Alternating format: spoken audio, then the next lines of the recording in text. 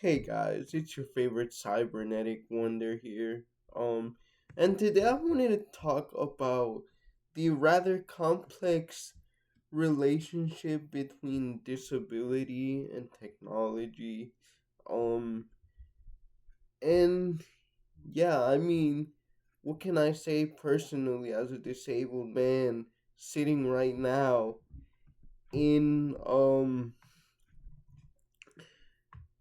a $20,000 or $15,000 electric wheelchair, um broadcasting this with a $90 HD webcam on a $1,700 laptop with a GeForce GTX 4060 or RTX 4060. Um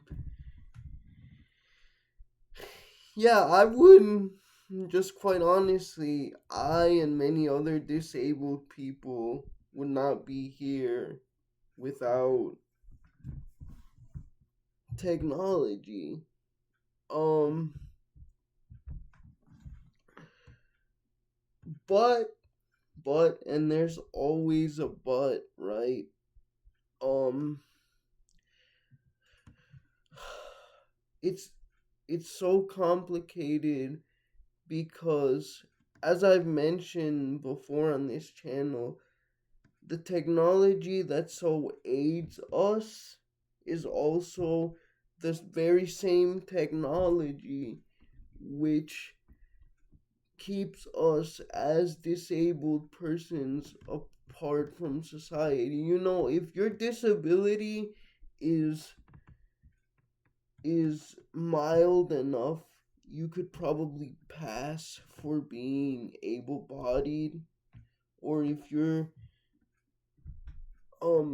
disability is primarily mental or psychological, um you can get away with it.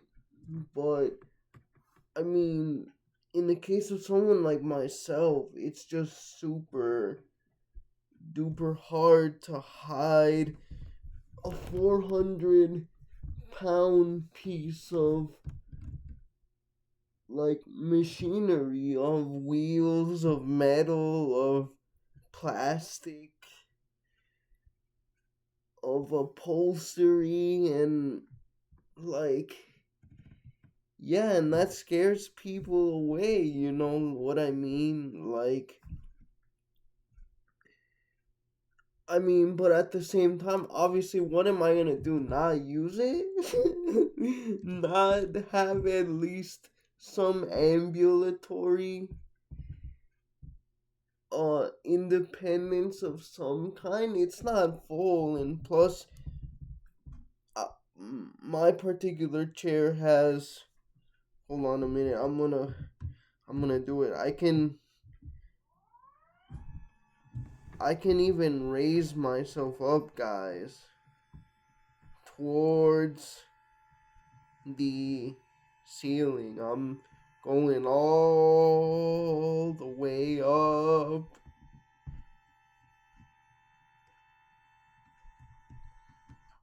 See, you can even see my fan spinning now. Um, but yeah, so I have access to all of those things to help me, but yet sometimes I wish I didn't. Sometimes I wish that like I could just get rid of it and just be me and be quote unquote normal so that I didn't have to face the alienation um that I face. And in conjunction with my other video on making my peace with nature, I have become increasingly critical of technology and increasingly critical of its encroachment on um naturalistic evolution and the normal naturally selective process. I think we're going too far with gene editing already. Um I think we're jumping the shark way too much. We've only known about the human genome, or not known about it, sorry, but had it fully sequenced for like 25 years now, less than that, and we've only known about our own genetic code for around 70, which, let's be real, son, in scientific terms, that's not that long, and neither is it in historical terms. And now we want to jump the gun and say, oh, we're going to do this, we're going to radically transform humanity in such and such ways. And, like, to be honest, I'm not that optimistic because they said that same thing about eugenics, and look how wrong they were. And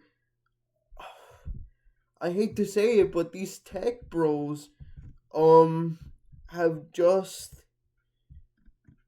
absolutely no sense of restraint, no sense of the ethical implications of what they want to do with AI and with gene editing and all of this other technology. Um and again, I'm a technology enthusiast, right? I mean, I'm poor, but all of the YouTube channels that I watch are tech channels, pretty much video game channels, right? When I can, when it's feasible, like around holidays and stuff, I like to get myself pieces of technology, man. I like to get myself games, game systems, um and stuff like that. Um and be up to date on all the tech news and stuff like that. But it's just, okay. I'm a child of what they call the Web 2.0 generation. We're talking about things like when Flash, Macromedia, later Adobe Flash really started taking off, like Newgrounds, and these kids today will never know the joy of logging on to Miniclip every single day after school and checking what new Flash games there were. Extreme, they'll never know the joy of playing Extreme Pamplona and Raft Wars and 8 Ball Pool, which that was originally a mini clip flash game, guys. Oh man. Or, even armored games or armor games. Fancy Pants Adventure, man, a classic. A classic. Um, but I mean, you look at all these things that we got in the Web 2.0 era. Um, you know, insanely convenient and easy access to storefronts, like, and through Amazon. Every company basically that sells a product sells it now online.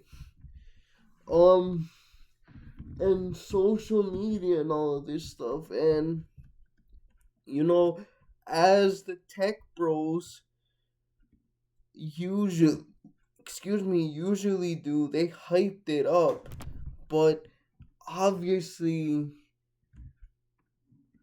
you know 20 years later, 25 years later, look what happened, bro. Look what happened. Look at how social media is contributing to a crisis in body image and confidence and all of this other stuff, man. And we, the millennial Gen Z gap generation, and I would say early Gen Zers, are the ones that have had to pay the promises of the technologists have not borne nearly as much good fruit as they had originally promised. And I see that same thing with, transhumanism, the incorporation of technology into our bodies and stuff like that. I see that same thing in Web 3.0, although people are more wise to it now, right? Remember the whole big NFT things and blockchain thing from like 3 or 4 years ago? Yeah, how'd that turn out? I mean, they're still around. I mean, numbnuts are still paying for that type of stuff, but it's much less. It's not in the public eye as much anymore. But all I'm saying is that be more critical, be more wary of technology, even if you depend on it, right? Um, take steps to really understand what you're getting yourself into, um, or to understand the consequences if you do accept technology in your life. I'm someone that unfortunately doesn't really have a choice because without all of this technology, without my Google voice dictation, without my chair, without the internet, I would not be where I am. I literally got my education through the internet and through web video standards and stuff like that. So needless to say, it's very complex, but I just wanted to give a critical, disabled look at it that you don't normally see. Alright, bye.